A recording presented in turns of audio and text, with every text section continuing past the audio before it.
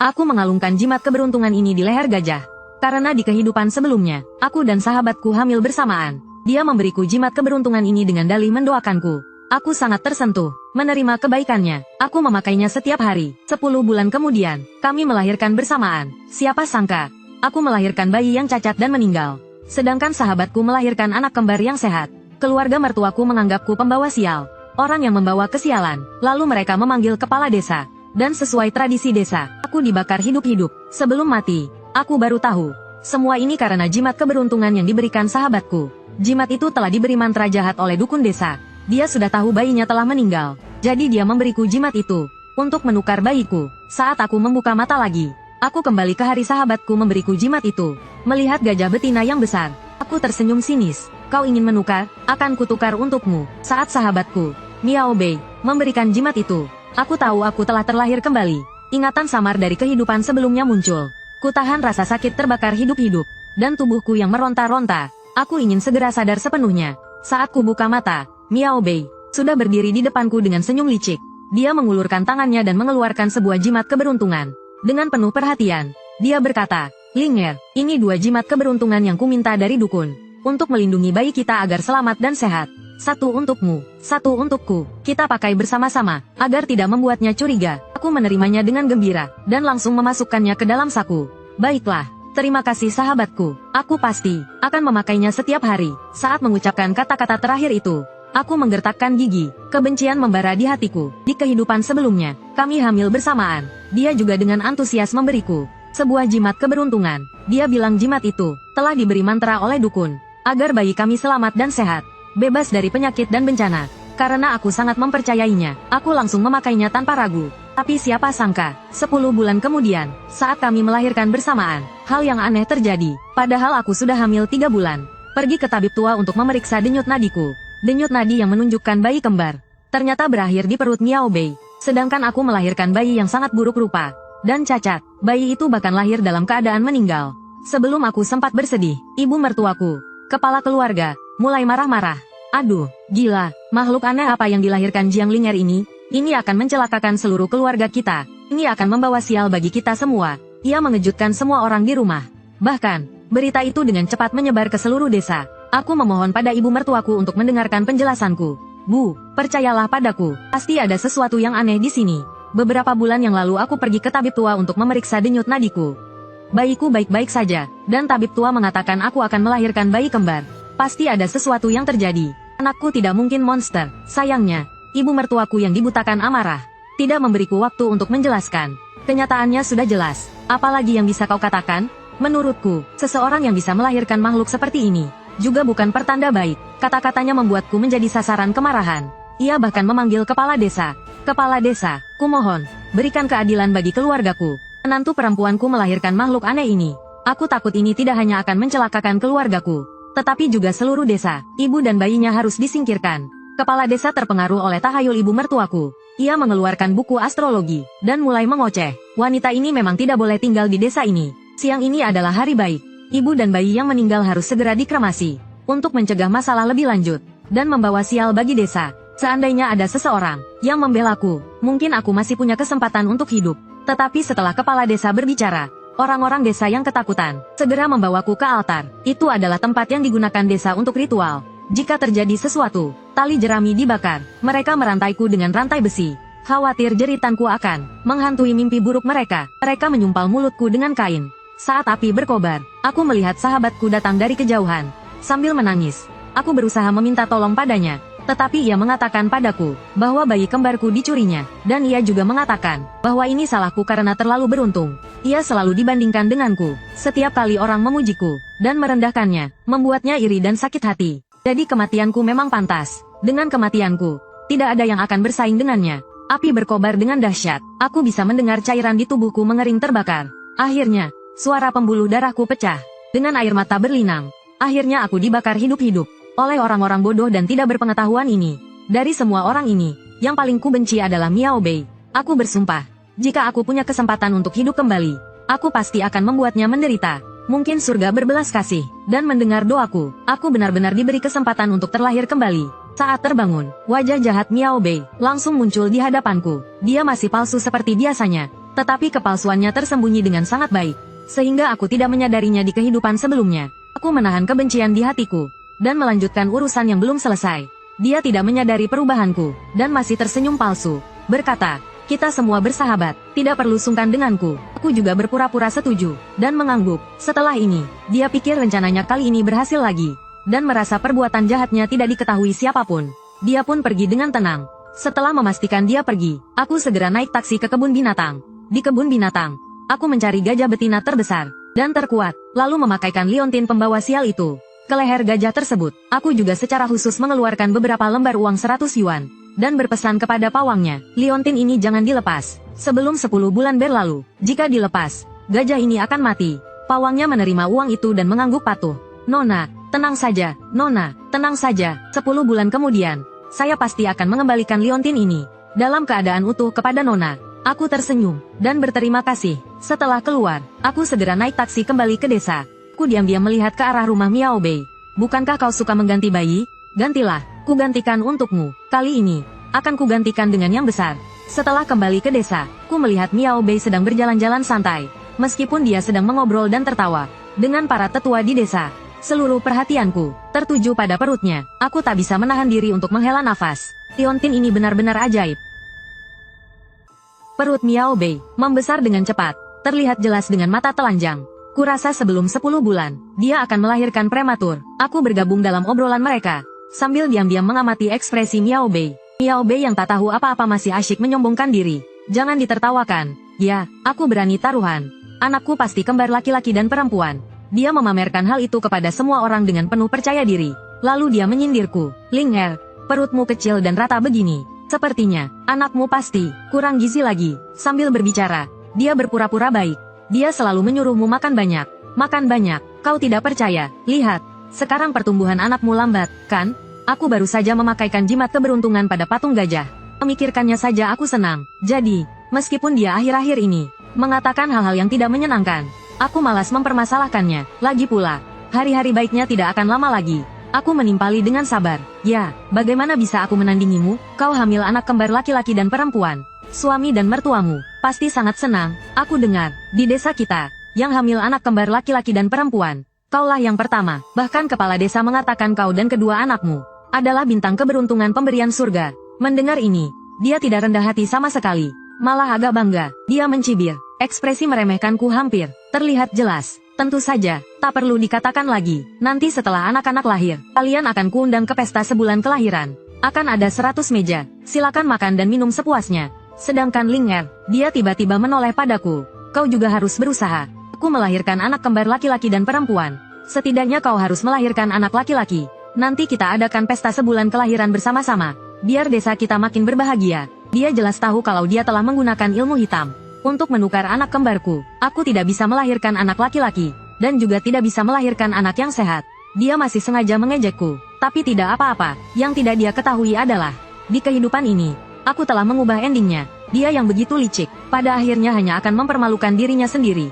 Kemurahan hatinya menarik simpati dan pujian dari penduduk desa. Melihat dia begitu murah hati, penduduk desa mulai menyanjungnya dan meremehkanku. Miao Bei ini kelihatan seperti anak yang sopan dan tahu tata krama. Pantas saja dia banyak anak dan beruntung. Hamil anak kembar, dan kebetulan sepasang anak laki-laki dan perempuan. Setelah bicara, dia melirikku. Tidak seperti orang-orang tertentu di desa ini.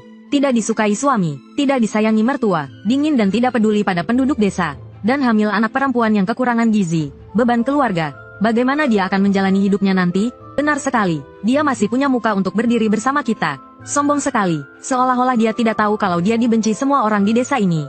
Seperti tidak diinginkan oleh siapapun. Saat itu, sahabatku yang baik hati melihat penduduk desa semakin keterlaluan, jadi dia berpura-pura marah dan segera menghentikan pembicaraan itu. Paman dan bibi mengatakan hal-hal ini di depan aku dan Ling Er. Keterlaluan, meskipun Ling Er biasanya tidak suka berinteraksi dengan orang lain, karena keluarganya miskin, dan tidak mengadakan pesta sebulan penuh setelah melahirkan.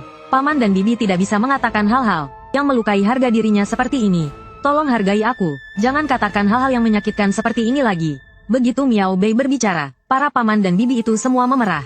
Lalu mereka mengubah topik, meminta maaf kepadaku, dan memuji Miao Bei. Tadi paman dan bibi berbicara terlalu kasar. Sudah tua, jadi tidak berpikir panjang. Maaf ya, permintaan maaf mereka tidak tulus. Tapi pujian untuk Miao Bei tulus. Jiang Ling'er memiliki sahabat setia sepertimu, yang selalu ada untuknya, dan membelanya. Sungguh, keberuntungan yang dia dapatkan dari kehidupan sebelumnya. Paman dan bibi mendengarkanmu, dan tidak akan membicarakannya lagi.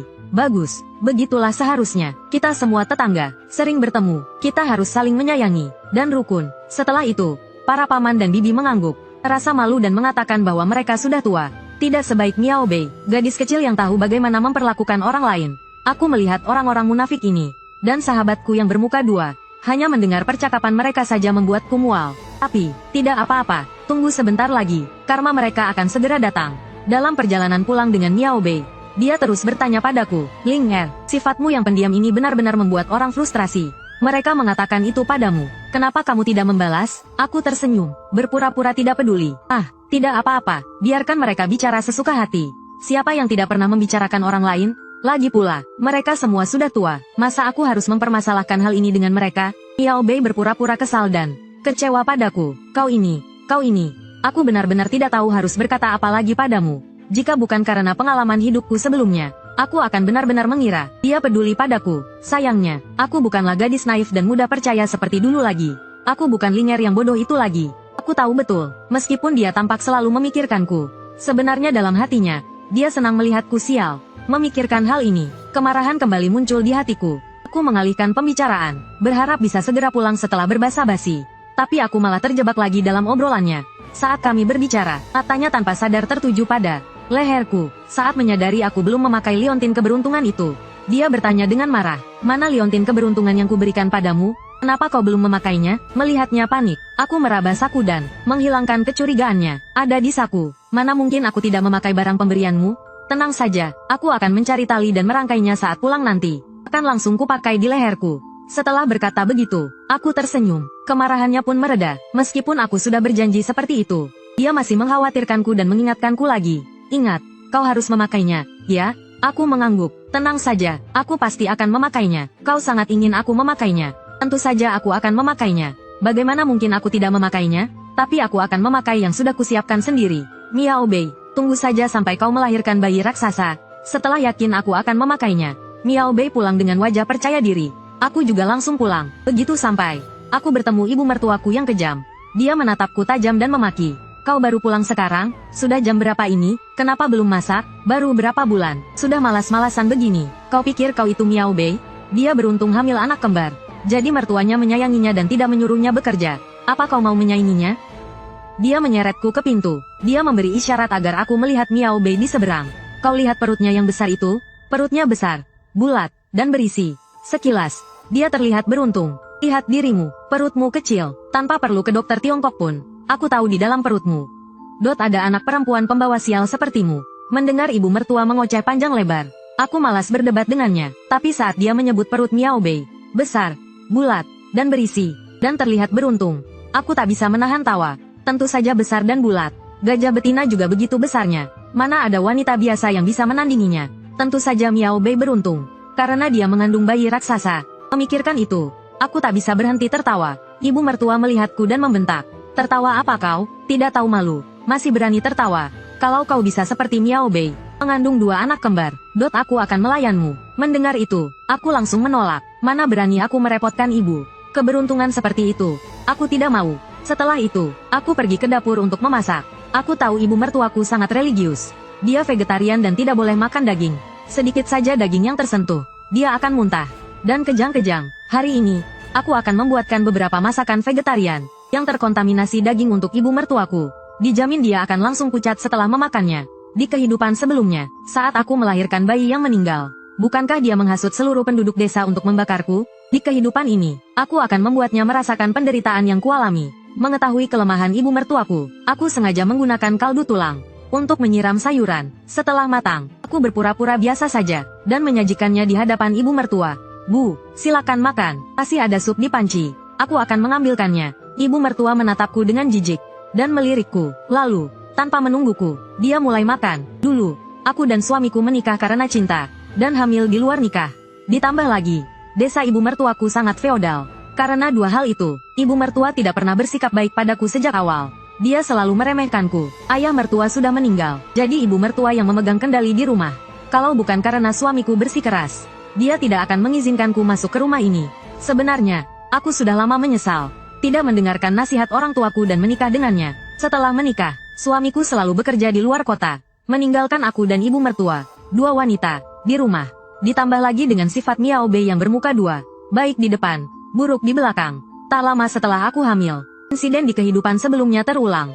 Suamiku bahkan tak sempat kembali untuk menyelamatkanku. Saat dia kembali dan mengetahui aku dan bayiku celaka, hal pertama yang dia lakukan adalah memutuskan hubungan dengan ibu mertuaku yang jahat. Hubungan ibu dan anak itu semakin memburuk, hingga akhirnya dia diusir dari rumah. Ibu mertuaku tak pernah menyesal, malah dia selalu menceritakan pada semua orang tentang kemalangan keluarganya, mengatakan bahwa dia melahirkan anak durhaka, menikahi pembawa sial, dan melahirkan anak monster. Sekarang, anaknya melawannya demi aku. Karena ulah ibu mertuaku, reputasi suamiku di desa semakin buruk. Karena tak tahan lagi, akhirnya dia terpaksa merantau. Setelah itu, dia berjuang sendiri di luar sana, selama bertahun-tahun. Karena selalu merindukan kami, dia selalu murung. Di usia muda, rambutnya memutih, dan akhirnya meninggal dunia. Maka di kehidupan ini, aku harus bersiap, menyerang lebih dulu, agar tidak ada yang terluka lagi. Aku dan orang-orang di sekitarku, tidak boleh terluka lagi. Miao Bei, ibu mertua, dan kepala desa, tak akan kulepaskan mereka bertiga. Benar saja dugaanku. Setelah makan sayuran yang terkena daging, ibu mertua jatuh ke lantai. Saat aku keluar membawa sup daging, dia sudah kejang-kejang, badannya gemetar dan matanya memutih. Meniru tindakan ibu mertua di kehidupan sebelumnya, aku melakukan hal yang sama. Aku tidak langsung memanggil tabib, melainkan pergi ke kepala desa. Saat itu, kepala desa sedang bermain catur dengan beberapa tetua desa. Aku langsung menghampirinya dan dengan panik menceritakan kondisi ibu mertua. Kepala desa, gawat, ibu mertuaku sepertinya kerasukan. Tolong lihat dia. Orang-orang desa suka sekali menonton keramaian, terutama kepala desa. Dia paling suka mengurusi hal-hal mistis. Dia pun langsung pergi ke rumahku bersama beberapa orang. Begitu masuk, mereka melihat ibu mertuaku kejang-kejang, dengan mata memutih, mulutnya juga berbusa. Kepala desa langsung berteriak, gawat, ini buruk, dia dirasuki roh jahat, setan merasukinya. Cepat, bawa dia ke dukun. Bawa dia ke dukun. Kepala desa memberi perintah, dan beberapa orang langsung mengangkat ibu mertua ke dukun di desa. Dukun itu sangat sakti. Konon, jimat keberuntungan yang Miao Bei berikan padaku diminta dari dia. Dia mendekatkan kemocengnya ke ibu mertua, lalu mengerutkan keningnya, mengucapkan sesuatu, mengoceh dengan mantra yang tak kami mengerti. Lalu dia memerintahkan orang-orang untuk menggantung kedua pergelangan tangan ibu mertua. Dia membawa setoples arak, dan juga cambuk kuda. Saat kami masih bingung, dia mencambuk ibu mertua beberapa kali. Nah, tadi ibu mertuaku hanya mengeluarkan busa dari mulutnya. Sekarang setelah dicambuk beberapa kali, dia memuntahkan darah. Tapi dukun itu merasa belum cukup. Dia mengeluarkan beberapa obor, dan menyemprotkan arak ke atasnya. Lalu memberikan satu obor pada kepala desa dan beberapa orang lainnya. Dengan cemas dia berkata, roh jahat ini merasuk terlalu dalam. Cambukanku tadi tidak berhasil mengusirnya. Sekarang kita harus membakarnya. Tolong bantu saya. Mari kita usir roh jahat itu dari tubuh Butang. Beberapa cambukan tadi, dan rasa sakit yang hebat, membuat ibu mertua sadar sebentar. Dengan mulut penuh darah, dia memohon dengan tidak jelas. Jangan pukul aku. Kumohon, jangan pukul aku. Sayangnya, suaranya terlalu lemah. Kepala desa dan yang lainnya tidak bisa mendengarnya.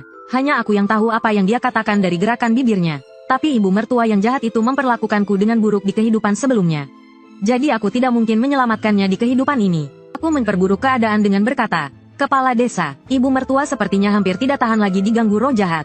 Cepatlah mulai. Seketika, ibu mertua menatapku dengan penuh kebencian.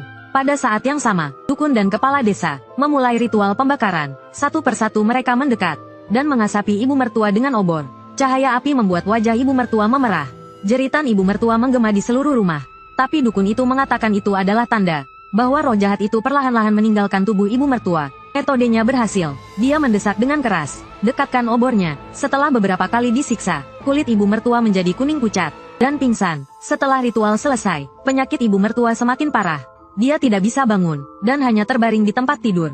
Sementara kepala desa dan dukun merasa, mereka telah melakukan perbuatan baik.